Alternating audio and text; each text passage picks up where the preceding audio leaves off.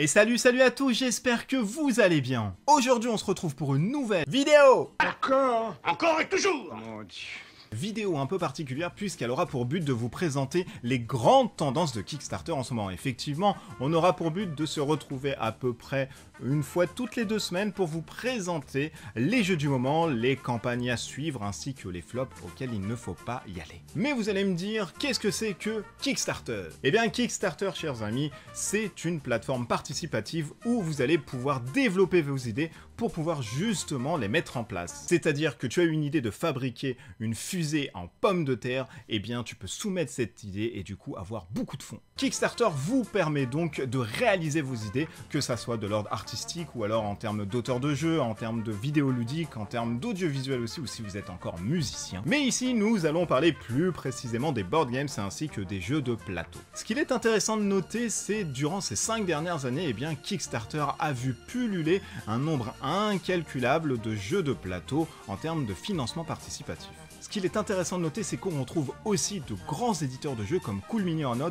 et bien d'autres. Au fur et à mesure du temps, du coup, plusieurs questions sont venues à se poser à certains pledgers, ce qu'on appelle des personnes qui justement financent des projets et des jeux ou d'autres projets tels qu'ils soient, et bien à se demander si finalement ce financement participatif n'était pas une sorte de grosse précommande en ligne.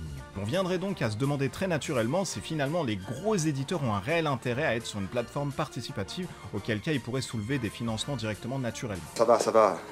Ne nous fâchons pas.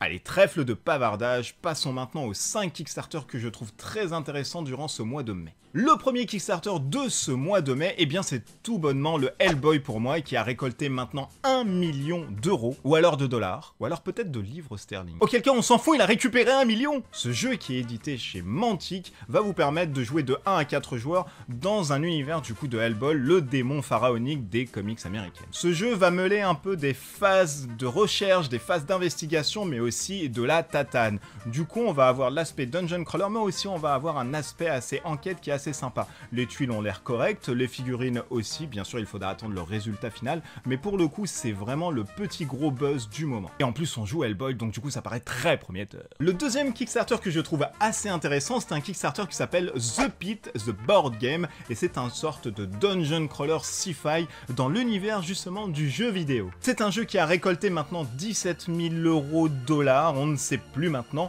sur les 30 000 annoncés. Ce jeu vous permet de jouer de 1 à 4 joueurs et c'est du dungeon crawler, sci-fi, 8 bits, ainsi que l'aspect Doom, etc. Si vous connaissez un peu le jeu vidéo, eh bien vous allez vraiment vous retrouver là-dessus. Le jeu consiste donc à ouvrir des portes, lancer des dés par rapport à ses armes, de dézinguer tout le monde, et je pense que le plaisir sera au rendez-vous. L'autre Kickstarter qui est vraiment intéressant durant ce mois de mai et que j'ai vraiment plu, eh bien c'est le jeu On Tour. Un jeu qui a récolté 30 000 dollars sur les 12 000 annoncés, du coup c'est une bonne performance on va dire, quoi qu'il leur reste encore une vingtaine de jours. On Tour est un jeu un peu particulier puisqu'il se joue de 1 à 12 joueurs, c'est non pas ça qui lui fait sa petite particularité, non c'est juste son principe. Et bien le principe est très simple, vous êtes une rockstar armée de vos groupies et de vos musiciens et le but étant de traverser, de faire un tour dans toute l'Amérique. Brièvement, comment se joue le jeu? Et bien le jeu, vous allez lancer à votre tour 2 dés, les 2 dés vous allez faire une combinaison qui va vous donner un chiffre, par exemple 46 ou alors 63,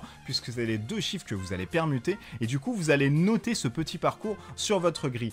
Au fur et à mesure des tours, vous allez noter et entourer plusieurs petites villes américaines, et du coup le but étant sera de tracer un tour. Une fois que vous allez le tracer, vous allez marquer des points, et si vous passez sur des zones que vous allez au préalablement entourer, eh bien vous doublez vos points. Dit comme ça paraît être un jeu assez anodin, mais force est de constater que c'est vraiment original, et puis on peut jouer jusqu'à 12 joueurs. Quatrième projet sur Kickstarter très intéressant, Brook City. Un jeu dans la continuité de Blacklist, qui est l'éditeur de jeu, qui lui a fait un autre projet qui a très bien marché aussi et qui s'appelait Street Masters. On retrouve donc l'essence du précédent jeu qui est la tatane ainsi que le bourrinage et des figurines, mais on a l'aspect quand même enquête policière qui a l'air d'être vraiment sympa. Et pour ce projet, il reste 10 jours et ils ont déjà récolté 77 000 $.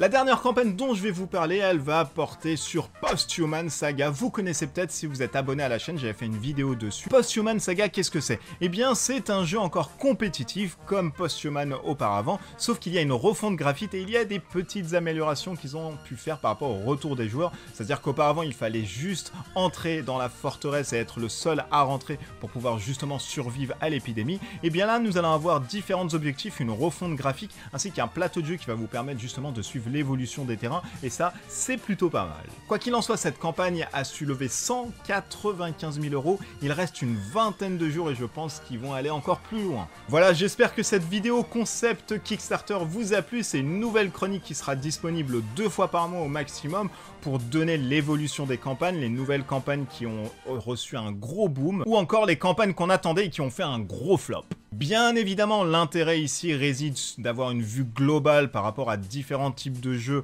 que je préfère, mais vous allez avoir aussi votre liste à vous, et c'est surtout celle qu'il faudra suivre pour le coup, mais ça vous donne déjà un ensemble et une vision de ce qui marche en ce moment sur Kickstarter. N'hésitez pas du coup à mettre en commentaire vos Kickstarter que je n'ai pas cités dans cette vidéo, ça me fera plaisir d'en découvrir encore d'autres et à dépenser encore plus mon argent. Ou alors de me demander des spécificités sur telle ou telle campagne, mais je mettrai tous les liens dans le descriptif. N'hésitez pas du coup à vous abonner, à liker la vidéo si vous avez aimé ou à ne pas liker, à dire le pourquoi du comment. D'ici là, nous on se retrouve pour une prochaine vidéo. Portez-vous bien, à bientôt, jouez bien, ciao ciao.